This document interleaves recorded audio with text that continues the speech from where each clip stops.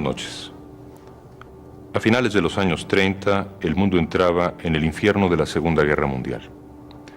¿Qué presidente convenía a México, país que apenas cerraba las heridas abiertas por la Revolución? Quizá los votantes tenían una opinión distinta, pero Lázaro Cárdenas pensó que la persona adecuada era su fiel lugarteniente Manuel Ávila Camacho, un hombre fino, suave, diplomático, conciliador. A tratar su vida, su carácter, su formación, dedicamos el siguiente programa. Acompáñenos.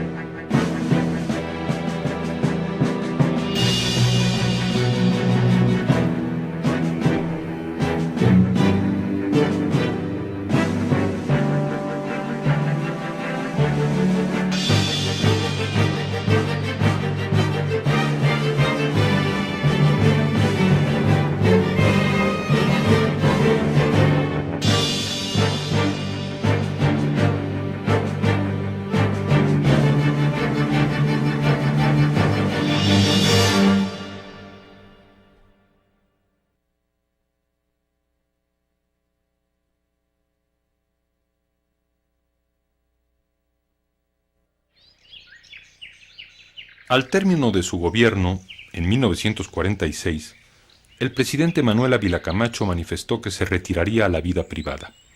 Su deseo era recuperar las rutinas sencillas del campo. El que fuera conocido por algunos como el presidente caballero, cerraba así un intenso ciclo político que comenzó cuando Ávila Camacho y Lázaro Cárdenas se conocieron en 1919. A partir de su mutua adhesión al plan de Agua Prieta, que congregaba a los inconformes con el gobierno carrancista, maduró el vínculo de lealtad y disciplina por parte del primero ante la figura protectora, humana, de Cárdenas. Entre el general Ávila Camacho y el general Cárdenas hubo una vieja relación de subordinación, una absoluta disciplina, obediencia del inferior al superior, pero con convicción, porque sabían que estaban realizando una gran tarea en beneficio del país. A pesar de ser casi de la misma edad, Cárdenas se convirtió en un hermano mayor para Ávila Camacho. Lo convirtió en su mano derecha en las operaciones militares de los años siguientes. La relación entre los dos era absolutamente íntima, amistosa. A lo largo de todo eso fueron forjando una gran amistad. Y tan fue así que el general Ávila Camacho fue a la oficialía mayor de la Secretaría de Guerra la época en que yo lo conocí.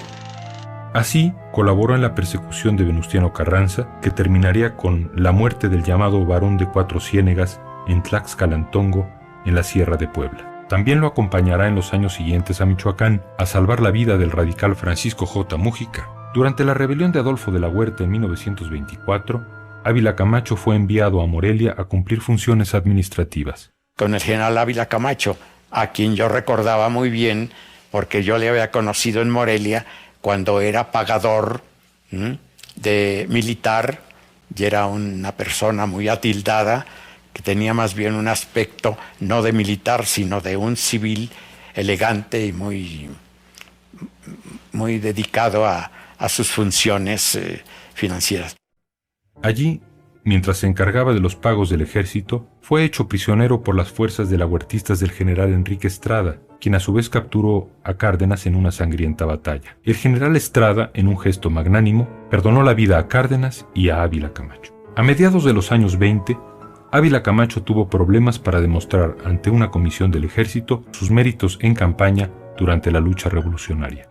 Dicha comisión recomendó que no se le reconociera su grado militar, pero acaso el apoyo de Cárdenas ante Calles logró solucionar el problema.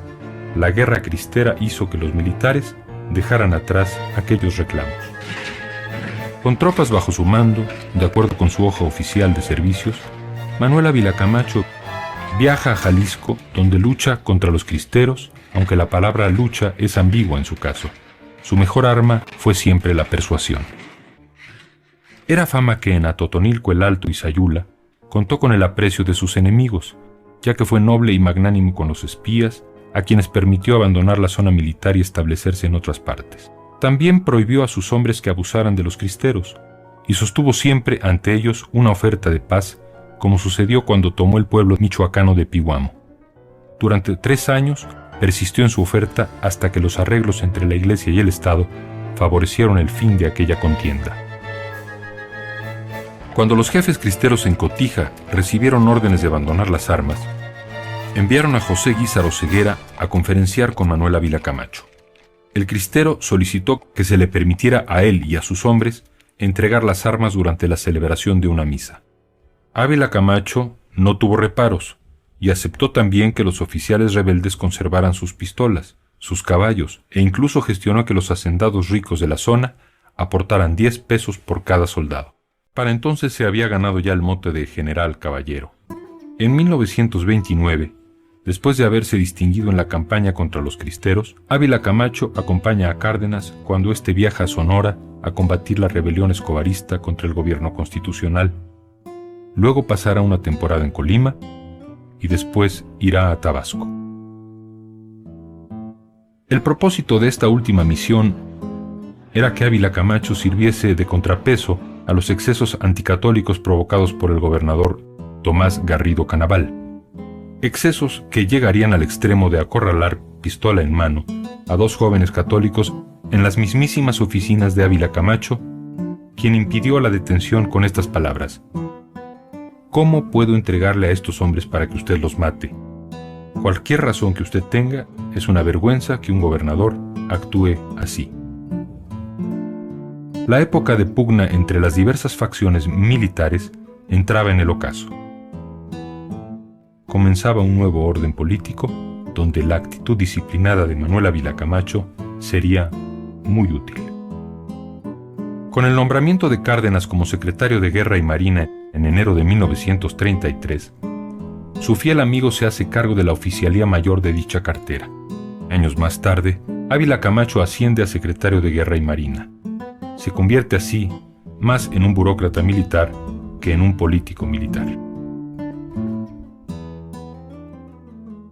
Para encontrar el origen del temperamento moderado de Ávila Camacho, hay que remontarse a su infancia. La familia de Manuel Ávila Camacho provenía de Teciutlán, un poblado que se encuentra en la sierra norte del estado de Puebla. Estando vecinos de Veracruz, como era Tlapacoyan, Martínez de la Torre, Papantla, entonces se abastecían de la población de Teciutlán, pero como no había medios de comunicación, entonces se formaron, de hecho eran varias empresas que se dedicaban al transporte de esa mercadería en toda la zona.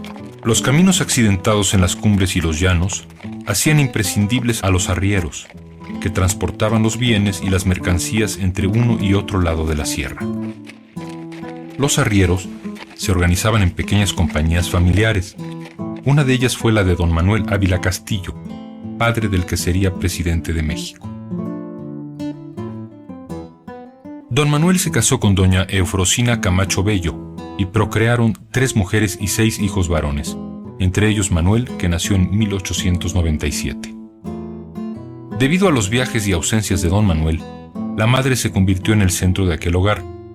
Doña Eufrosina era una mujer firme, católica, devota. Tengo entendido que era de un carácter duro, un carácter fuerte, que posiblemente fue el que heredó a sus hijos, ya que tanto el general Manuel como don Maximino y Rafael fueron militares. Entonces yo creo que ella los impulsó a la carrera militar a través de esa personalidad fuerte de doña Eufrosina. Con la llegada del ferrocarril a la zona teciuteca a fines de la primera década del siglo, los arrieros entraron en franca decadencia. A este declive se añadió otro hecho aciago. En uno de sus viajes, don Manuel sufrió un accidente que vulneró seriamente su salud y lo orilló a dejar los negocios en manos de su mujer. Maximino, el primogénito, se mantuvo un tanto al margen de la influencia materna, pues debía seguir a su padre en los viajes que emprendía. Sus hermanos Manuel y Miguel recibieron a instancias de su madre una instrucción básica en el Liceo Teciuteco, escuela particular y laica a la que asistió también Vicente Lombardo Toledano, miembro de la familia más rica de Teziutlán y que con los años se convertiría en uno de los principales dirigentes obreros de la izquierda mexicana. El general Ávila Camacho era muy intuitivo, él inteligente, él leía bastante, era un buen autodidacta, pero lo que leía lo asimilaba, lo entendía fácilmente.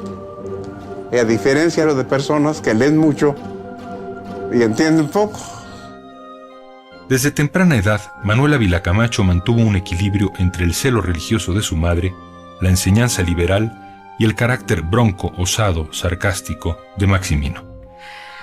Eran muy traviesos, porque algunas veces nos contaba mi tío Manuel, no, dice, tu papá me hacía ver la suerte, se quería ir de pinta de la escuela y me dejaba empeñado en casa de doña Lupe, ponía las pilas de maíz y me dejaba ahí. Entonces yo ya no me podía mover y hasta que pasaba por mí, y siempre fueron inquietos, ¿no? La Revolución Maderista de 1910 terminó por romper la estabilidad en la Sierra Poblana, además de afectar los negocios de la familia Ávila Camacho. El futuro familiar dependería en adelante del movimiento revolucionario, cuyos tiempos violentos se avenían bien con el carácter de Maximino. Era el jefe de la familia, en realidad, de la familia Ávila Camacho, un hombre muy a la mexicana, muy clásico como hombre de fuerza, revolucionario a su modo. En esas fechas, Maximino tuvo una actitud contradictoria, o al menos vacilante, con respecto al maderismo. Estuvo a favor y estuvo en contra. En un momento dado, escribió al propio presidente Madero pidiéndole un empleo con que sostener a su familia. En aquella época, Manuel se inclinó por los oficios sedentarios, como la teneduría de libros y la administración. En cambio, Maximino mostró desde muy temprano un marcado interés por la carrera de las armas. Entre 1913 y 1920, Maximino participó con las fuerzas carrancistas en diversos hechos de armas en Puebla, Oaxaca y Veracruz. En ellos obtuvo el grado de coronel. La muerte del padre Manuel Ávila Castillo en 1916 trastornó la rutina familiar. Doña Eufrosina decidió entonces abandonar Teziutlán. Estableció a la familia y un negocio en la capital poblana. Pero el negocio en Puebla fracasó y en 1919 dispuso que la familia se instalara en la Ciudad de México. En la capital, Maximino y Manuel habitaban una casa en Coyoacán. Manuel realizaba labores auxiliares y Maximino era el jefe de ayudantes del general Benjamín Gil en el momento en que éste se une a la rebelión de Agua Prieta que combate a Carranza. Años más tarde, Maximino combatirá con particular ferocidad a los cristeros.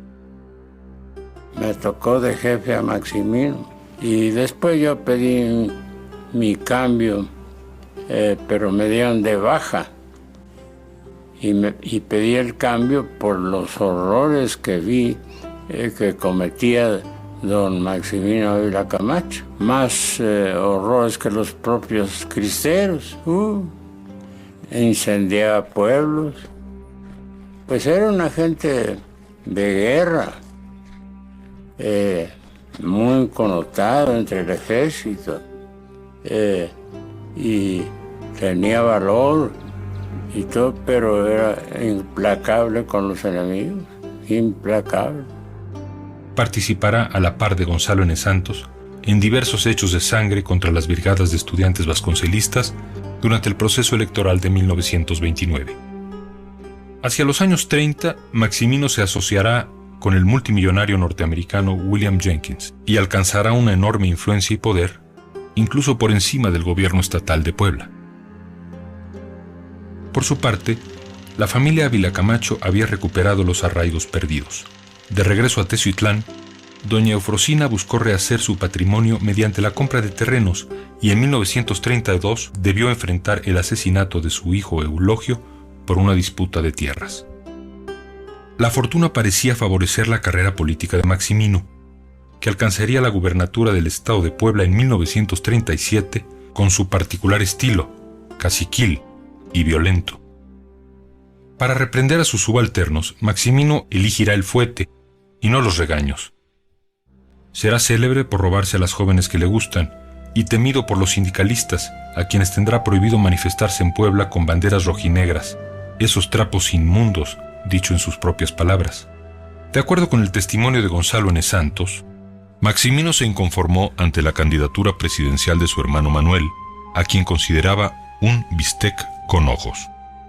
Por ser el mayor de su familia, Maximino se sentía con derechos de primogenitura sobre la familia revolucionaria. No obstante, esta familia ratificó su apoyo a quien sería conocido como el presidente Caballero.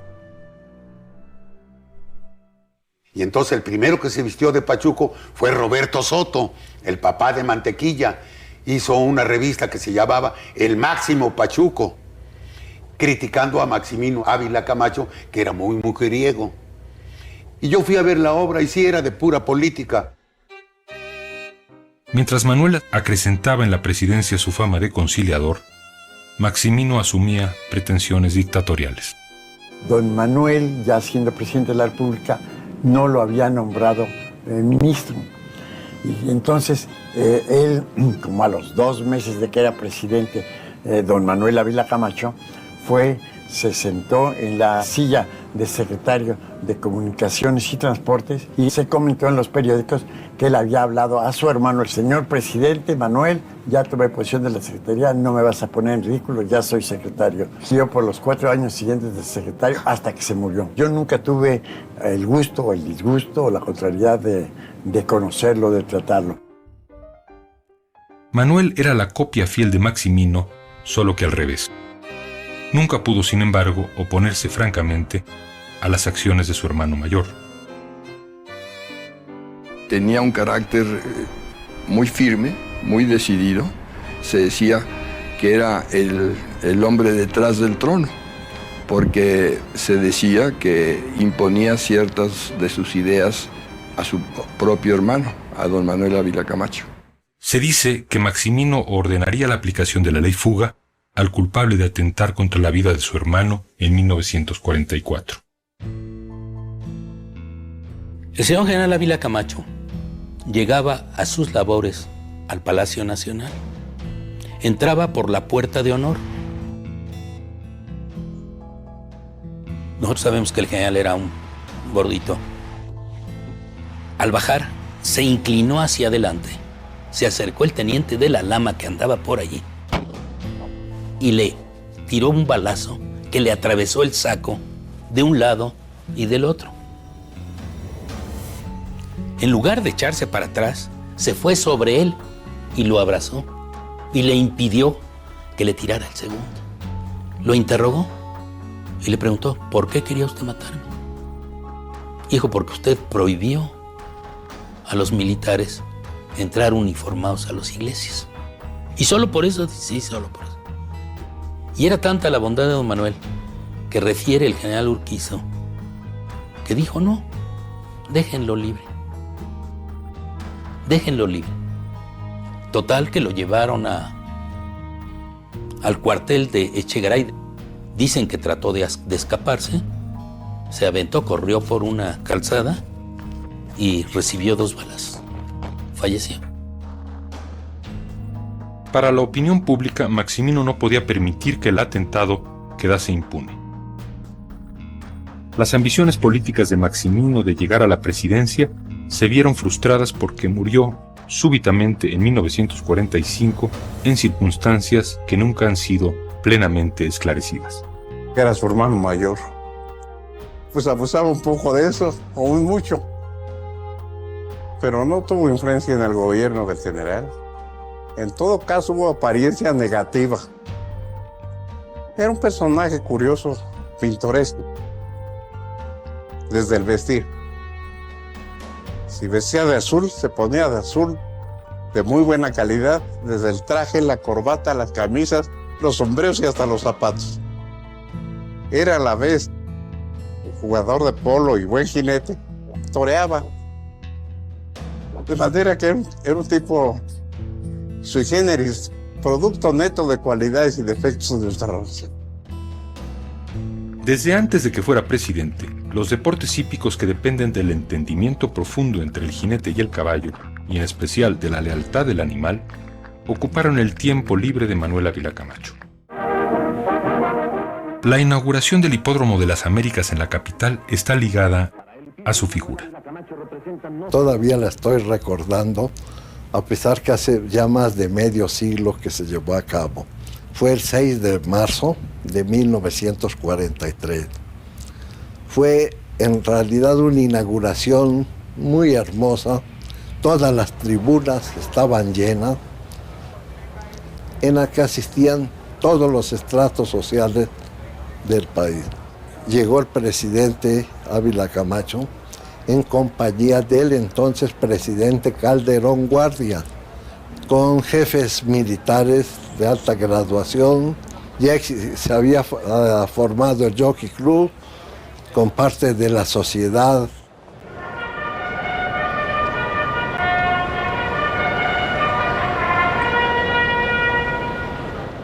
La concesión del hipódromo la da el general Lázaro Cárdenas. Después la impulsó don Manuel, la facilitó. Ávila Camacho poseía una caseta en una orilla de la pista del Hipódromo de las Américas, donde acostumbraba a apartarse para disfrutar las carreras de caballos.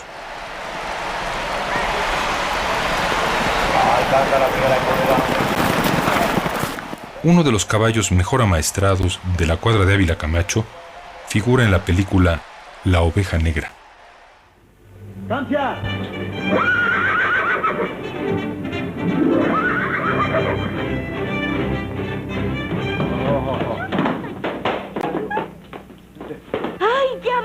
Era un caballo tordillo. Ese caballo estaba educado a la alta escuela. En la filmación me vistieron como Pedro Infante y entonces yo ahí moví el caballo y eso cuando me daba la espalda y pues nadie se dio cuenta.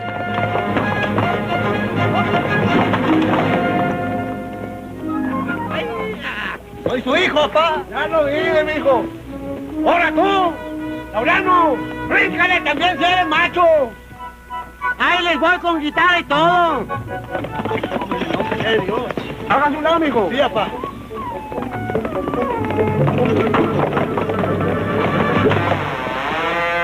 ¡Ya estás viejo, Laureano! Mi tío se lo regaló al general Perón. Además de jugar al polo, le gustaban el golf y el billar, juegos que dependen del empeño individual. Hombre de gustos sencillos, prefería la vida y la comida rancheras que le recordaban sus años infantiles en Teciutlán.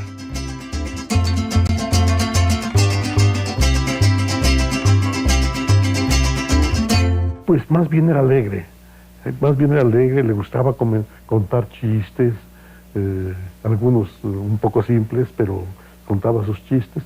¿Quiere que le platique alguno de ellos? Pues que un señor se estaba cambiando, por ejemplo, de casa, y llevaba un reloj de esos grandes aquí en la mano y se encontró un amigo de él. Dijo, ¿por qué no usas uno de pulso? Y él, en su interior, era un verdadero ranchero. Por eso, en cuanto ella pudo, tuvo un rancho hasta su muerte.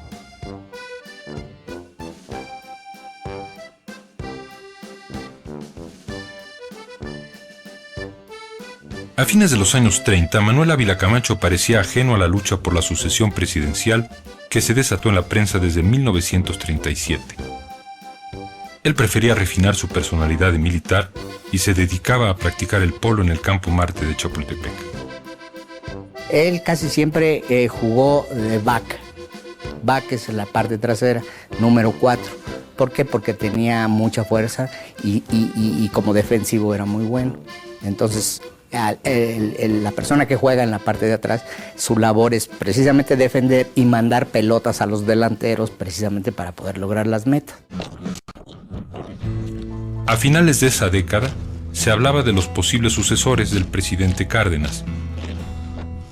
Finalmente, la lucha en el interior del Partido de la Revolución Mexicana dejó a dos candidatos frente a frente, Francisco J. Mújica y Manuel Ávila Camacho. Don Manuel no deseaba ser presidente. Las fuerzas de aquella época lo llevaron. Lázaro Cárdenas dejaría de lado la candidatura de Mújica y preferiría la actitud conciliadora de Ávila Camacho. El general Ávila Camacho era un hombre moderado, cuya disciplina, también llamada lealtad en el círculo del poder cardenista, serviría para contener la política de movilización obrera y campesina que el propio Lázaro Cárdenas había impulsado. Lo llevaron sus compañeros de armas, porque a pesar de que era menor que muchos de ellos, gozaba de un respeto y de un afecto muy grande.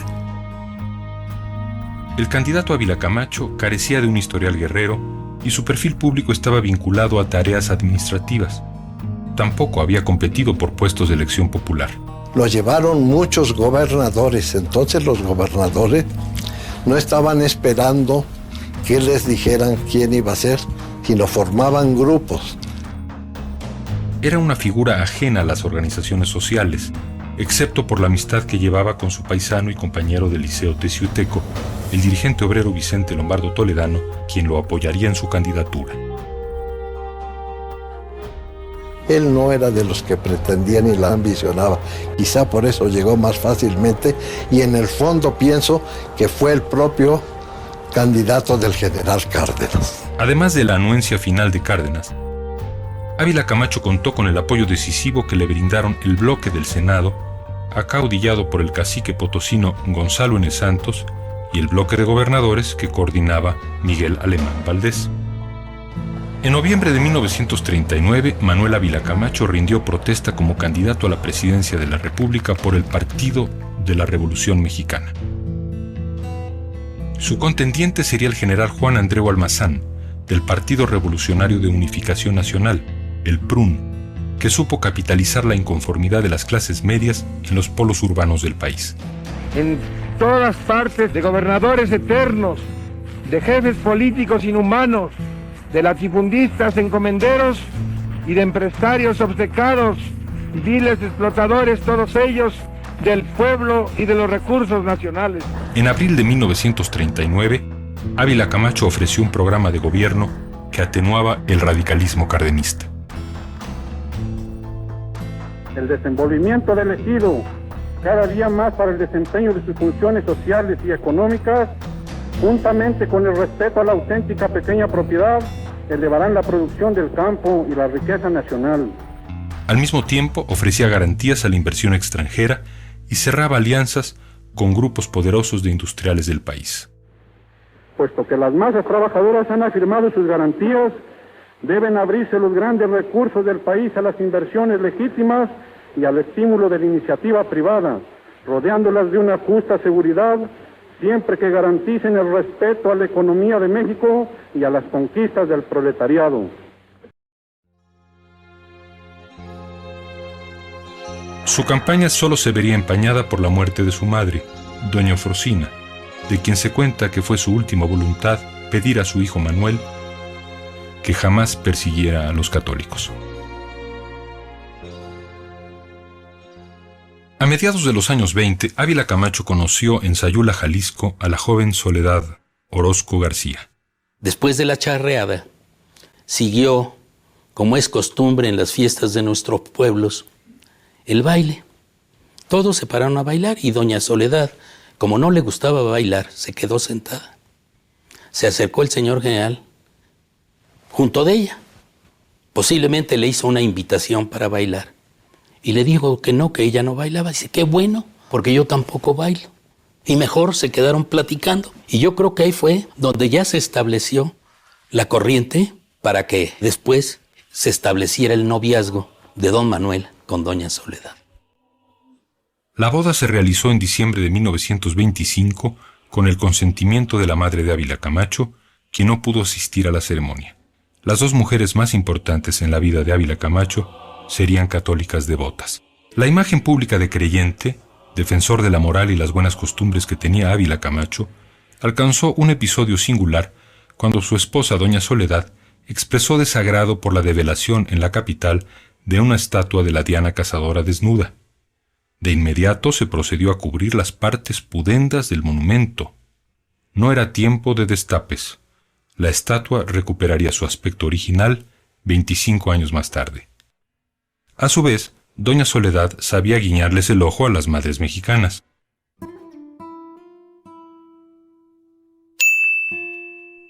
Iba a ser el Día de las Madres, daba orden a través de la presidencia, de que el Monte de Piedad, el Nacional Monte de Piedad, condonara todas las pignoraciones que había de máquinas de coser como regalo a las madres de México.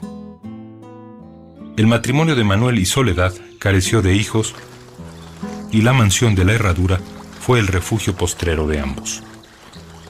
Doña Soledad tuvo que ver tanto en la construcción como en el diseño, y muchas veces les enmendó la plana a los arquitectos y todo, porque tenía una visión muy amplia, una cosa innata, porque ella ni estudió arquitectura ni mucho menos. Y ustedes verán que después de 40 años se conserva este edificio tal como ella lo pensó, como ella lo diseñó.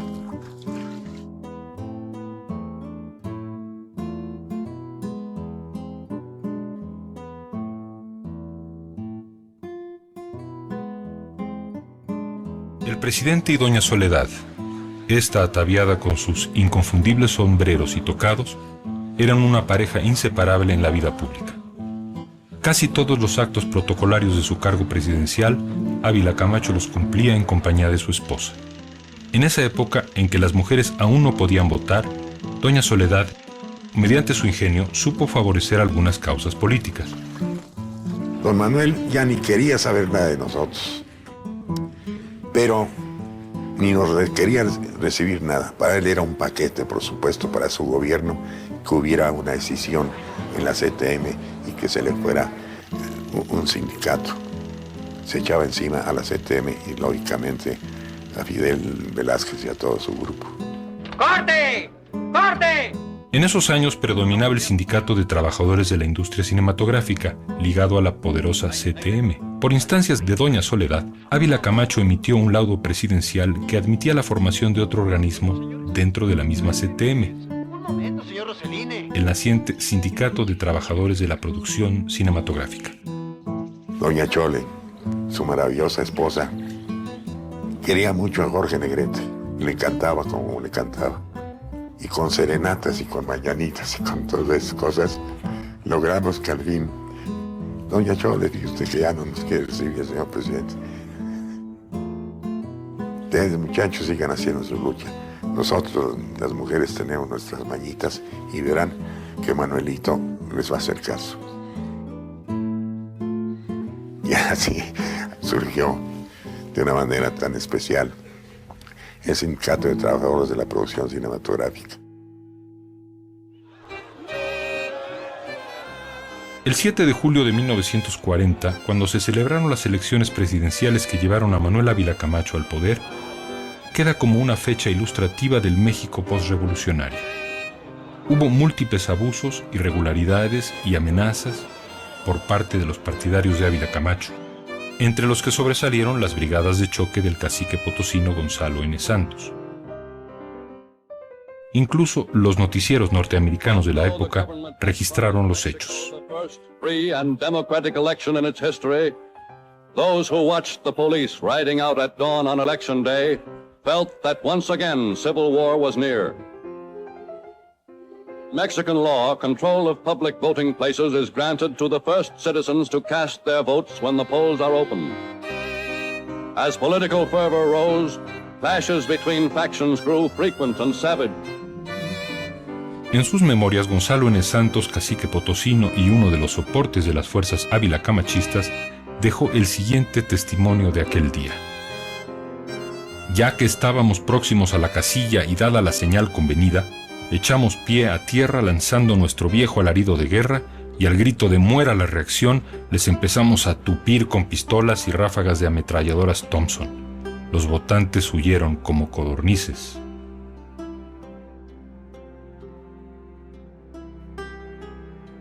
Counting hundreds injured and over 90 dead throughout the land, Mexicans feared that a new era of civil insurrection had begun. As government workers set to the long task of tallying the votes of 28 Mexican states, the nation was tense with anxiety.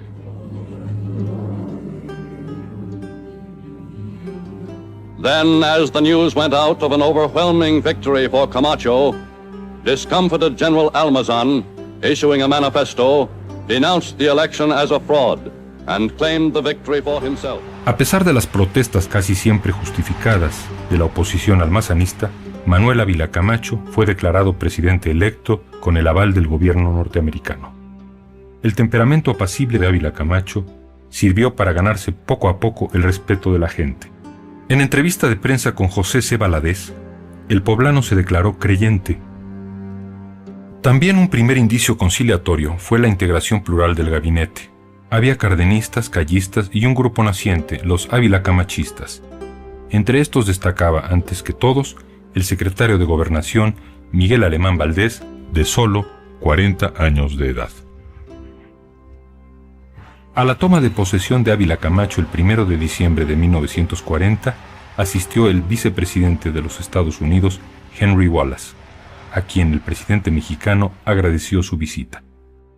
Aprovecho la ocasión que me dan ustedes para expresar mi agradecimiento al señor Wallace, que en nombre del pueblo americano me hace el honor de concurrir, así como a los demás representantes hermanos de la América Latina que concurren al acto de la transmisión del poder que realiza el pueblo mexicano. Muchas gracias. Los rumores de que el general Cárdenas establecería un nuevo maximato, similar al que el general Plutarco Elías Calles había ejercido años antes, pronto se disiparon. Don Manuel Ávila Camacho estimaba y respetaba a la figura de Lázaro Cárdenas, pero también debo hacer notar esto: don Manuel Ávila Camacho era el presidente de la República y como tal actuaba con atención y respeto a su antecesor, pero nada más, no para obedecer sus órdenes. El ascenso de Ávila Camacho a la presidencia significó la consolidación del Partido de la Revolución tras 11 años en el poder. El amigo y colaborador de Lázaro Cárdenas llegaba a la silla presidencial. De la muerte de Carranza a la presidencia habían mediado 20 años de lealtad revolucionaria. Manuel Ávila Camacho heredaba un país urgido de acuerdos e inmerso en un mundo en guerra. Lo esperaban grandes decisiones. Canten jilgueros y sensones sin parar. De Ciutlán, que rechula es mi tierra querida.